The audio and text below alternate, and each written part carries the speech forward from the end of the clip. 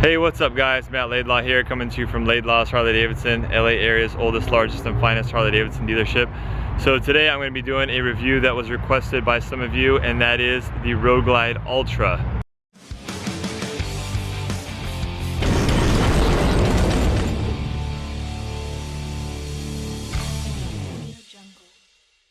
So the Road Glide Ultra can be considered as one of Harley-Davidson's top of the line, all the bells and whistles touring bikes. The Road Glide Ultra is a close brother or sibling of the Ultra Limited, which has been, kind of Harley-Davidson's flagship touring bike for a really long time. Now, brand new this year with all the 2017 touring bikes, you have this new 107 cubic inch Milwaukee 8 engine.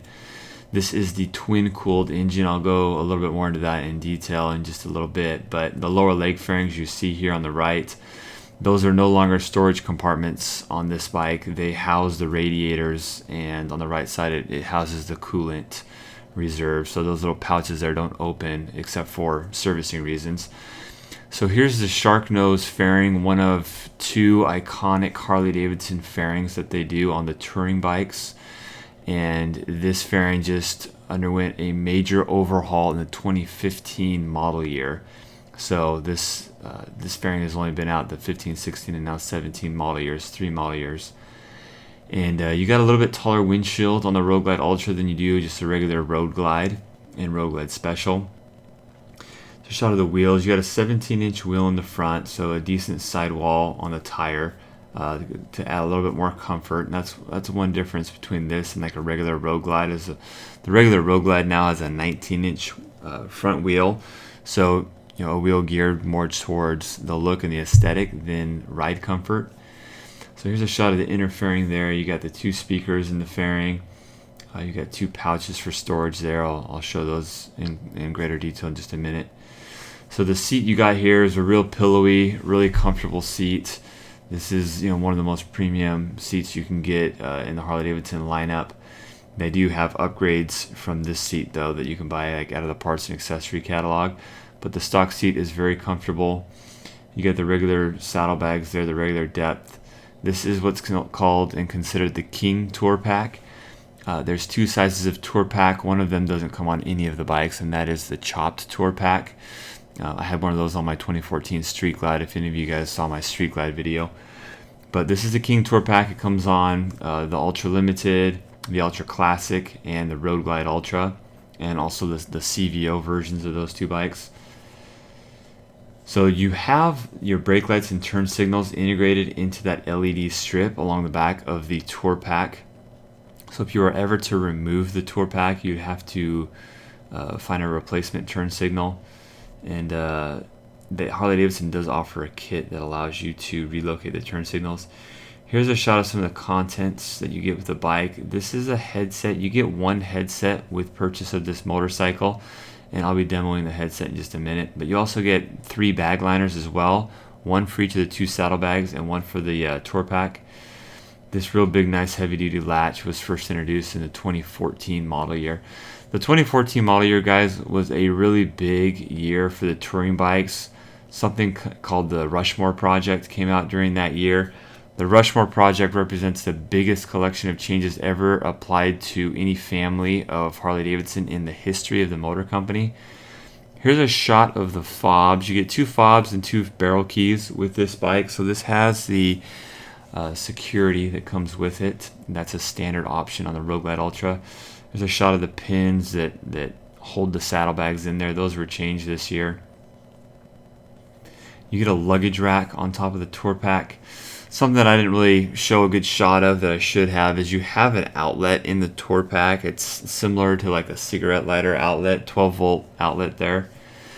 You get bag guards here on the fronts of the saddlebags. If you have the unfortunate accident of dropping your bike, that will protect your saddlebag. Here's a port for the passenger plug-in. So if you're riding with 2 people, you want to give your passenger a headset that will allow you to use the Intercom System on this bike. The Intercom System is a 2-way communication just between the rider and the passenger. Here's a shot of the controls that the passenger has. They have a push-to-talk and a volume control, and also a radio control. You see the mode and then the volume up and down. So If you and your significant other want to fight over the radio, you have the ability to do so on this bike. There I just pointed out where the antenna for the CB radio would go if you were to purchase the upgraded CB. This bike does not come with the CB stock. None of the touring bikes do in the 2017 model year. And that's a question I get asked a lot. And the answer I usually give people is CB radio is kind of becoming obsolete, guys, with the Bluetooth in your phone now. Making phone calls is just kind of the way of the future on these bikes. I'll be demoing a phone call here in just a minute on this bike. Here's a shot of the left lower leg fairing. Again, this houses the radiators. Here's a little lever here that opens up a vent that allows for more airflow to pass over the motor. This bike, guys, is not a 100% water-cooled engine. That's one of the misconceptions people have about these twin-cooled engines, is that they have a full water jacket engine like a V-Rod. That's not the case. They're twin-cooled. It's a heavy supplemental water cooling system that supplements the air cooling, which works very, very well, might I add. They first came out in 2014. Here's a shot of the USB cord. This is a nice pouch to put like a cell phone or a flash drive or iPod or something in this pouch. You plug it in and all your music links over to your stereo via the media function on your infotainment system. These radios, these infotainment systems, as Harley-Davidson calls them, were first introduced in 2014, and at the time they were by far the best head unit or system you could find on any factory production motorcycle.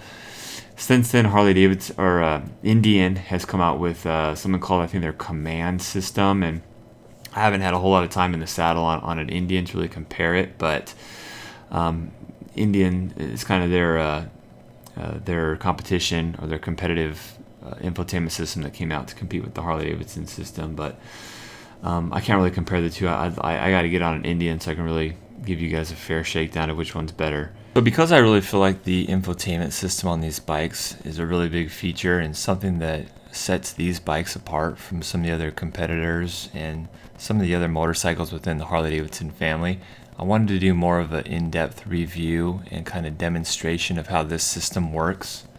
So I'm going to show you how to pair the bike. This is my iPhone here, iPhone 7. So I'm going to kind of demonstrate how easy it is to pair your phone to these systems and get up and running really quickly. So yeah, I'll go back to the home screen here. And I apologize about my camera work. Sometimes it's hard to work the camera and the system and my phone all at the same time. So you're going to hit COM in the top right there. And this is all touchscreen, which is kind of nice. So I'm going to hit Phone, List Paired Devices, and then add a new device. So right now it's searching for Bluetooth devices. You have to put your Bluetooth device on a discoverable mode. So that's done through the settings. I'll show you that in just a second. Everything too, might I add, you can do with the joysticks on both the hand grips. But if you're just sitting there with the bike off, I prefer to use the touchscreen capabilities. Of course, if I'm going down the road, I'll always use the joysticks. I won't ever, reach over and try to touch it. So, okay, so here's Matt's iPhone 7. Here's the screen, the settings, the Bluetooth settings on my Apple iPhone. So I'll click that, and then it's going to ask permission to my cell phone. If I want to pair, Bluetooth pairing request, I'll hit pair, and then the pin, yes, it's always going to match, yes. So I just paired my iPhone. It's that easy, guys. It asks if you want to set an emergency number. That makes it so you can easily hit like that SOS button right there, and it will dial like 911 or something like that. So I'm not going to do that for purposes of this video. But now on that contacts button, if I hit that contacts button, it downloads all of my contacts from my phone into my system, so I can dial out real easily through my system. It works really great, guys. I'm going to demo a voice command here in just a second.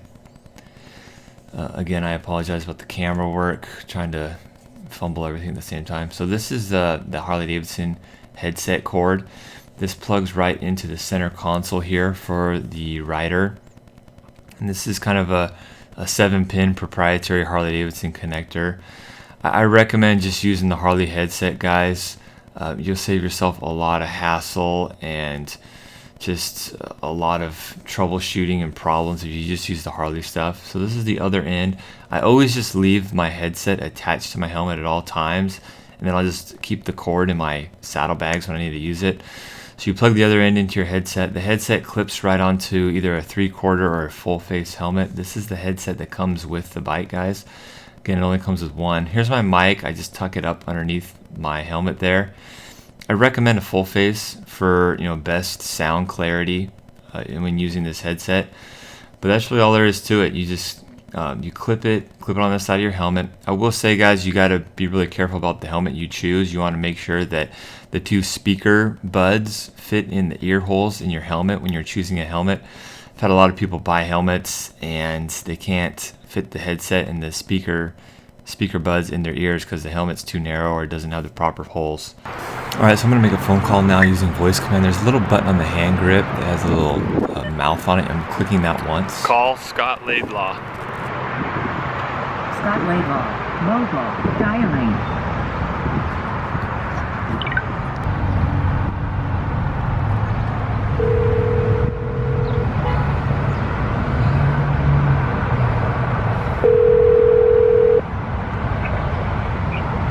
Hey. Hey, what's up, man? Hey. Hey, I'm doing a demo on the microphone on a road glide right now. Oh, okay, cool. Sitting down with a customer doing a warranty right now, so. Oh, okay, I'll let you go then. Thank you. All right, bye. Bye. So here's a shot of the button right there next to the left turn signal. It's a face with like some lines in front of it. And that right there is your voice command button. You press it once and then it asks you for a command. You can command your GPS, your phone, and your radio. You can say play and then a certain frequency and it'll turn to that station.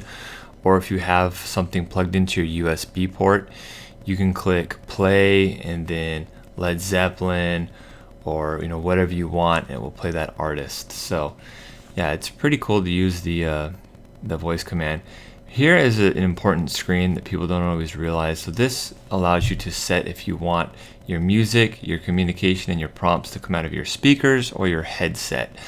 So my personal preference, I like to have all my music and the media music come out of my speakers, and then the voice and like if I'm using the GPS, the prompts, I prefer if those come routed out of my headset inside my helmet. So that's just my personal preference. The way I just demoed it to you right there, they were all on speakers. Nothing was being routed to my helmet. I just did it that way for purposes of this video. So let me demonstrate a couple things for you here. So first of all, I'll show you how to lock it. You're gonna wanna turn the bars all the way to the left. And this locking fob here, you'll turn counterclockwise to 9 o'clock. You put the key in, push down, and then turn it about a quarter turn there. So now what I've done there is I've locked both the ignition and the forks. So if someone can't push your bike around, they can just push it in a circle. Now same thing, put the key in, unlock it, the fob pops up, and then at 12 o'clock there, your fork is unlocked and the ignition is off. About an eighth click clockwise turns the ignition on. Here's your gas. They no longer have a locking cap. It's just a one button click. Here's your cap. Turn it counterclockwise, opens it up. You got 6 gallons of fuel capacity in there. And this bike calls for 91 octane, so premium. In Southern California, premium is 91 octane. Of course, your octane rating is going to be changed depending on your altitude and where you're at. So it has a hydraulic clutch. I'm going to go into that more in a little bit. The trigger switch here toggles between your trip A, your trip B. Hold it down to zero it out. This R is how many miles you have before you run out of gas, and you have your odometer on there as well. Fuel gauge here on the left, and volts on the right. It should be right around 12 or so. And that I button on the right switch housings, that's going to bring up this menu here, your air temperature, your oil pressure, and the EITMS. Roll your throttle forward like I've done so, and that will turn it from disabled to enabled. That stands for Engine Idle Temperature Management System. That's what happens. That's a system that kicks on when you're idling at a light and the engine gets too hot. It will drop one cylinder. It cuts the fuel and the spark to the rear cylinder, so it idles on one cylinder. So here's a shot of your cruise control. You push the button in to activate it. You see that little tack on the left there with the arrow pointing towards it. That's tells you your cruise control is on. Once it's on, when you're rolling down the road, you'll click that down, the light will turn green, and that lets you know the cruise control has been enabled. Here's some clips from Harley-Davidson's promotional online materials for the 2017 model year and the new suspension. So there's 30% more preload range in the rear shock, so you can dial in according to your weight. I have a video on that. I'll put it in a card. This is the front end technology. This is a big difference, guys. They have a dual bending valve technology is what they call it, and it not only helps with the compression but also the rebound of these shocks. In the 2014 model year, when the 49mm front end came out, there was kind of some issues with the rebound and keeping that front wheel, tight on the ground, and they really addressed that in a big way with these new shocks. Here's a shot of the Milwaukee 8 engine. I'm going to be putting a link to my video I did on the first day it was announced to the world. I have the #1 most viewed video on YouTube on the new Milwaukee 8 engine, so I'll put a link to a card in that as well, so you can kind of get all the details and everything, because there's really a lot to this new engine, and it really warrants its own video. So the clutch was improved and upgraded in the 2017 model year as well. So all these touring bikes with the Milwaukee 8 engine got a new assist and slip clutch. Basically what this does is it reduces the clutch pull effort, and it also has a slipper clutch feature in there as well. So if you're downshifting rapidly and you dump the clutch at a high RPM, instead of your rear wheel chirping and locking up, the clutch will slip, so you retain traction on the road. But the clutch felt a lot differently in this model year than it did in the previous model years as a result of this, and so people were asking questions. I had a couple people say, hey, my clutch is out of adjustment. No, it's not out of adjustment. The friction zone is later in the range of motion in the clutch pull. So this clutch will feel a little bit different, but once you get used to it, it definitely is a better clutch, and it definitely is an upgrade. So here's some stuff I pulled off of Harley-Davidson's website. This is available to anybody at harley-davidson.com. So here's the available colors. This is the black quartz. And every year, guys, every model year, they're changing these colors up. So this information is only applicable in the 2017 model year. This is a two-tone mysterious red and velocity red. Pretty sharp color. And this is a billet silver and vivid black two-tone color. And this is a new one called Black Hills Gold and Black Quartz. So it's a two-tone. And this is what Harley-Davidson considers one of their factory custom colors this year. This is Bonneville Blue and Fathom Blue. Kind of a nice, real heavy pearl two-tone to it. And because I get asked a lot of questions about stats and comparative figures and stuff, I always like to take a minute and go over some of the stats of the different bikes. Alright, so I'm going to compare 3 models here. So obviously we got the 2017 Road Glide Ultra, then we got the 2016 Road Glide Ultra. You can see here it went up $600 this year, and this is MSRP. And then the 2017 Ultra Limited. So these are the 2 bikes that I think are going to be compared to the 2017 Road Glide Ultra the most. And you do get charged more if you go to a color, then an even higher pricing tier if you go to a two-tone, and then an even higher pricing tier if you go to a custom color. So you can pause it on the price screen if you want to see the differences between all the prices. Now as far as the wheels, these are your tire measurements. So it's a 17-inch front wheel, 16-inch rear. These are all the same, guys. 17 in the front and 16 in the rear. You got a 180mm rear tire that came about in 2009. 2009 was a big year, guys. That's when they changed the frame on the touring bikes. They all got a 6-gallon fuel tank that came about in 2008. You got a 5-quart oil capacity on these new Milwaukee 8, so it's up 1 quart from the twin cam. And the weight on these bikes, guys, they're all hovering right around 900 pounds wet. So you got 929 pounds running order weight on the Milwaukee 8. Luggage capacity, 4.7 cubic feet.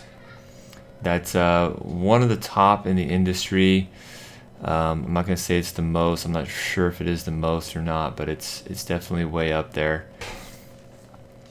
So here's the fuel economy, guys, and this is a combination of both highway and city. You got 43 miles to the gallon. Here's our engine torque. This is at the crank, guys, so 3,250 RPM, 113 foot-pounds of torque, and that's at the crank. And you got 105 foot-pounds of torque at the crank on the twin cam 103. So Harley-Davidson says about 10% more. You have about 10% more horsepower and torque approximately. So here's the official terminology for the engine. So this year you have the twin-cooled Milwaukee 8 107. The 2016 Road Glide Ultra, you have the twin-cooled high-output twin-cam 103. And of course the 2017 Ultra Limited, you have the same twin-cooled Milwaukee 8 107. So yeah, a lot of differences between the two, guys. If you're deciding between a 16 and a 17 touring bike, take a look at my Milwaukee 8 video. There's a lot of differences with that new engine. Here's some charts I pulled too, guys. This is Harley-Davidson's materials and their Screaming Eagle catalog for their upgrade kit. So you can see here, you got about 80 horsepower. Now this is rear wheel horsepower, guys. So it's about 80 rear wheel horsepower on this Milwaukee 8. And you're about 103 foot-pounds of torque at the rear wheel. So you basically, take away 10 from when it reaches the crank to the rear wheel. And I'll show you kind of some figures here on the twin cam 103 high output engine.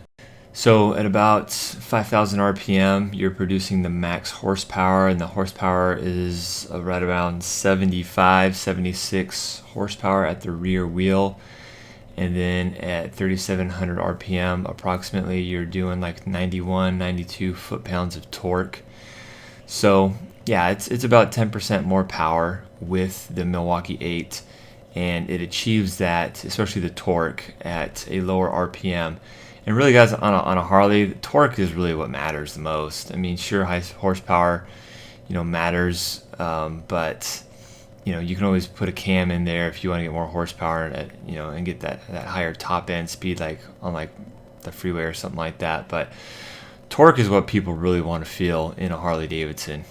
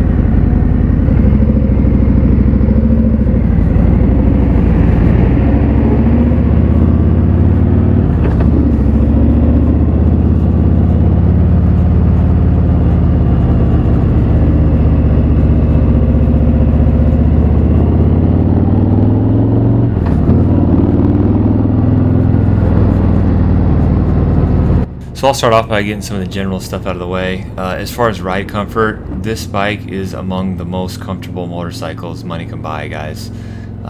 Definitely, in the top of the class in the Harley-Davidson world, and really in the motorcycle cruiser world, you'd be hard-pressed to find anything that is a more overall comfortable ride than this bike. Now, compared to like a Ultra Limited, they're right around the same. Again, the major difference between this and Ultra Limited is just the fairing. The Ultra Limited has a couple other small little premium options that you don't get in this bike. I pointed one out already, and that is the heated hand grips, which actually is an expensive item to install, guys. Installed heated hand grips are right around $800, so it is a nice item to have on the bike stock if you need it. I live in Southern California. There's not a whole lot of need for it where I live, although it is nice to have. It does, believe it or not, still get down cold enough to where you would need it. And I know people are going to criticize me, but when it gets into the 40s or so, it would be nice to have it. I know I'm going to have some guy from Minnesota comment and say like, wow, 40 degrees is like short weather for us. But anyways, other than that, the inner fairing is like the dull black. On the Limited, you've got the glossy black inner fairing, small cosmetic benefit. But other than that, they're about the same as far as other features and things like that. So yeah, the ride comfort is very, very good on this motorcycle. A question that I get asked almost on a daily basis, and I've kind of tried to cover this topic in past videos, is everybody is going to want to know what the main differences are between the Road Glide fairing, nicknamed the Shark Nose fairing, and the ultra limited fairing that you also find on like the Street Glide or the Batwing fairing. And so let me tackle that question here for a little bit. So my opinion, guys, and again, this is my opinion and my preference of riding these things for a long time, long distances. Really, what it boils down to is preference, guys. A lot of people want to tell you that the Road Glide is the wind splitter. It splits the wind better because the Road Glide Shark Nose fairing is frame mounted, and so your steering is all independent of the frame. So when wind hits the fairing, your steering is unaffected, and so it splits the wind better. Whereas the Batwing fairing that comes on the Ultra Limited is a fork mounted fairing that swivels with the forks. And the theory is, which is not a true theory, is when the wind hits you real hard with this Batwing fairing, it's going to affect your steering, and you're not going to be able to handle as well in high crosswinds. I would say, guys, there is a small degree of truth to that. I've ridden the Batwing fairing bikes in really high crosswinds. I remember one time I was coming down from Barstow down the 15 freeway, and we were coming home from Death Valley. Actually, it was actually the day that I filmed the Death Valley video on my channel, and we got caught in some serious wind. And I had buddies that were riding the Street Glides, Road Glides, and it's all about the same. We were getting blown all over the place, but and that's another instance, guys, when weight is actually a good thing. A lot of guys want to come on here and criticize the weight of a Harley-Davidson. When you're going on the freeway, weight is actually your friend to a certain point. But I was definitely glad that I was on an 800-pound Street Glide that day. But I'm getting off topic here. So really, to answer that question, guys, sit on them both, ride them both. The steering and the handling feels differently, but really you're going to get used to both of them. And so really what it boils down to is the one that you like the style of the most, and the one that you like the ergonomics of the most. The other factors I would say that play a part in your decision making between the two fairings is, as you can see, the handlebars are uninhibited by the fairing, so you have a little bit more leeway and options when making custom bars and changing your bars out on a Road Glide. On the Batwing fairing, like on the Limited, you really have to stick to a bar that is specifically designed for that bike, and cosmetically and creatively, you have a little bit more limitations to what bars you can put on a Batwing fairing bike, just because the bars are closer to the fairing and are more inhibited by the fairing. So there is that. Also, you have slightly more storage in the Road Glide fairing. You can see I've got a storage compartment on the left, and then there's one on the right. On the Batwing fairing, you used to have a small little storage compartment on the right next to the radio, where your they call it the jukebox, where your USB plug is. Here I'm messing with the vents, guys. You've got 3 vents on this bike. You've got 2 down here by the speakers, and then you've got 1 up top there. I guess I didn't press that one, but you have a total of 3 vents. This fairing is just a bigger fairing. You got more, of that ABS plastic raw materials to the fairing. So I would say, as far as full body wind deflection, you have a little bit better full body wind deflection with this Shark Nose fairing as compared to the Batwing fairing. But again, it's kind of marginal. One thing I will say though is the Road Glide fairing is situated a little bit further from your body, and as a result, I've found that the screen is slightly harder to read on the Road Glide as opposed to the Limited and the Street Glide. It's a little bit more susceptible to like sun glare and things like that on the Road Glide. So all the more reason to get familiar with this radio in your garage, or when you're not riding the bike down the road. That way, you can do things quickly when you're out on the road. You don't have to focus on figuring things out as much. But yeah, besides a little bit of the glare, and here's a quick tip for you guys: That I button I showed you guys, that if you click once, it shows you your air temperature and the status of your engine idle temperature management system and your oil pressure. If you hold that I button down for about 6 seconds, it throws your screen into like a contrast mode where it's white and black, where you can read it better in high like glare sunlight situations when you're having problems with visibility. So if you have one of these bikes, and that trick works for anything that's 14 and newer, and Road Glide's 15 and newer. So yeah, anyways, yeah, as far as the fairings go, like I said, guys, sit on them both, ride them both. Everybody's a little bit different. I personally, just for the aesthetics of the bike, I slightly prefer the Batwing fairing. I will say another thing is the stock lighting on a Road Glide fairing is better than like a Street Glide. However, on the limited you have the LED daymaker lights, and you have the passing lamps on there as well. Those lights are better than these lights on this bike. This is an LED reflector headlamp on this bike. These lights are better than like a Street Glide. The Street Glide just has the stock halogen bulbs in the front. So if you're comparing the Road Glides to a Street Glide, the Road Glides are better. But if you're comparing the Road Glide and the Road Glide Ultra to an Ultra Limited that has the 3 LED daymaker lights, the headlamp and the 2 passing lamps, the Limited is the winner of that. You're going to have better visibility with that setup. Let me expound a little bit more on the vents too. So in 2014, as part of the Rushmore project, like I mentioned earlier, Harley-Davidson implemented a venting system in their Batwing fairing bikes, and in 2015, when they reintroduced the Shark Nose fairing, they implemented this triple vent system in here. And what that does is it equalizes the pressure in the rider bubble so that you don't get that uneven head buffeting, which can be experienced at greater intensities out on the freeway. And this system definitely works, guys. If you're going down the freeway, if you close up all these vents, you'll have more of that uneven head flutter.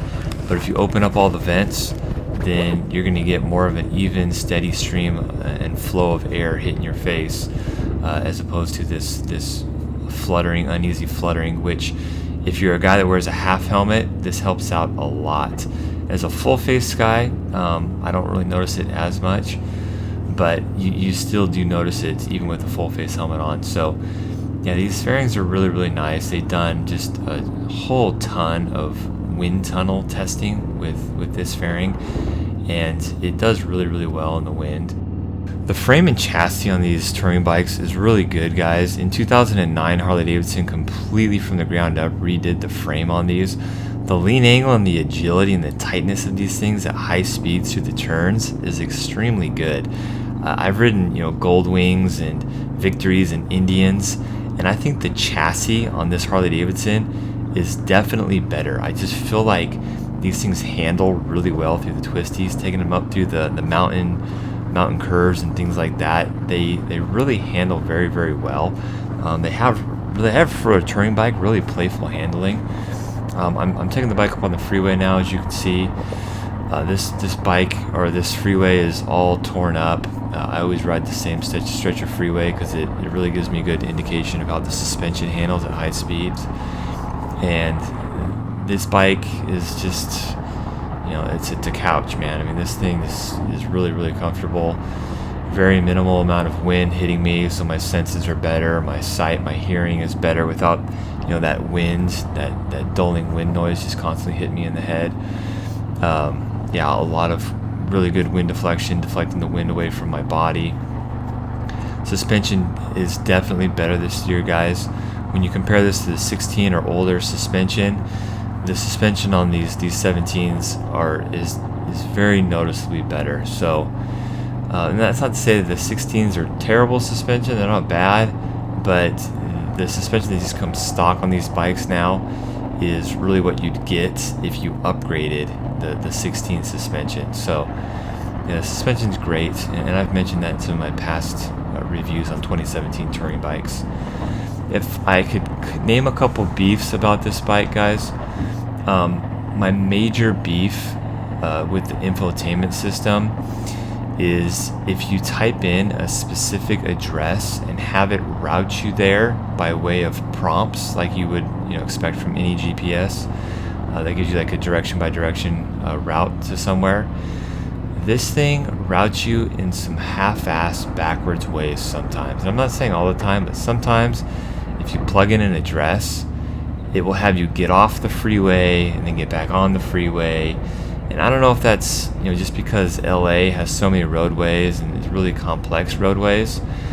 But yeah, I've just found, and I've actually heard from customers too, if you plug in an address, sometimes it doesn't route you in the most efficient way to get to your location. It'll get you to your location, but it might choose this weird ass way. So, and it doesn't do that every time, but I've had it happen to me a couple times. And really, if you're in a place where you don't know where you're going, that can really screw you up bad. So here is a shot of the engine at full operating temperature. These things run really cool, guys. That's a major problem that a lot of people complained about in years past, is that these things emit too much heat. They are really cool. They run really cool for a partially water-cooled engine. So today was about, I think it was like 88 degrees or so. There you can hear the engine a little bit, but yeah, I wasn't over hot at all on this bike. You can also see the EITMS on the screen. It says active, so that lets you know that rear cylinder has dropped. You definitely will feel a different type of vibration in the engine. You feel that just one cylinder is firing as opposed to two. I get a lot of people that call after they buy one of these things and say, yeah, when my bike is idling, it idles heavier and it idles weird. This is perfectly normal. I think sometimes people don't realize what's happening when the when the engine idle temperature management system kicks in. People don't realize what's happening. So something I didn't demonstrate, but I'll comment on here, is the cruise control. The cruise control works very, very good, guys. I mean, you set it keeps your speed very consistent. You can go up and down by 1 mile increments. It's nice now, since 2015, that it's on the left-hand side, so you can set it without kind of trying to shimmy your thumb down to the cruise. It used to be on the right-hand side, so it's a lot better on the left. So yeah, the cruise works really well. The Milwaukee 8, it accelerates very good. I probably should have mentioned that back when I was getting on the freeway. But yeah, this thing has plenty of power. And a comment that I get a lot in my videos where I talk about performance parts, like the stage 3 and the stage 4 video, is people say, wow, you got to pay $4,000 or $5,000 to upgrade your engine, when really Harley should just give you this engine from the factory. So here's the problem with that argument, guys. This engine, the way it sits right now, is more than capable of handling you and the passenger going up a hill, 80 miles an hour. That's no problem. You have plenty of roll-on speed.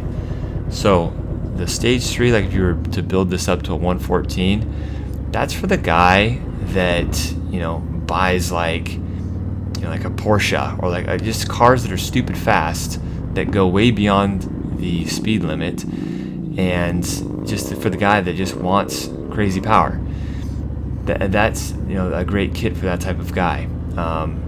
But for all practical reasons and uses on this bike, this 107 is very, very nice. The power is very good and definitely adequate for this bike. It's above adequate. It's really good.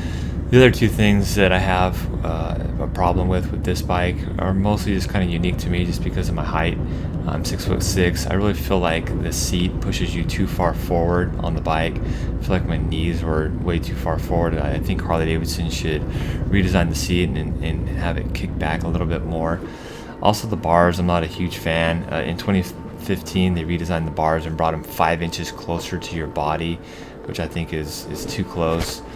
Here's the fan, guys. So I shut the bike off, and the bike is still at a temperature where it runs the fans for a little bit, just to the radiator fans to cool the bike down a little bit. So you can hear this. So these will run for a few seconds and then shut off. But like I was saying, in 2015, when they redesigned these bikes, they moved the fairing 2 inches closer to your body and the handlebars 5 inches closer. And they did that so more people could ride them and enjoy them. The Road Glide was kind of dubbed the tall man's bike for a long time. You had to be at least 6 feet to ride a Road Glide in the past. Now I feel like with these handlebars and everything, it's more of a one-size-fits-all.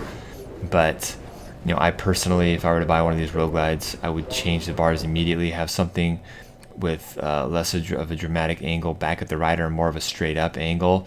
And then I would definitely change the seat to like a tall boy seat to kick me back a little bit.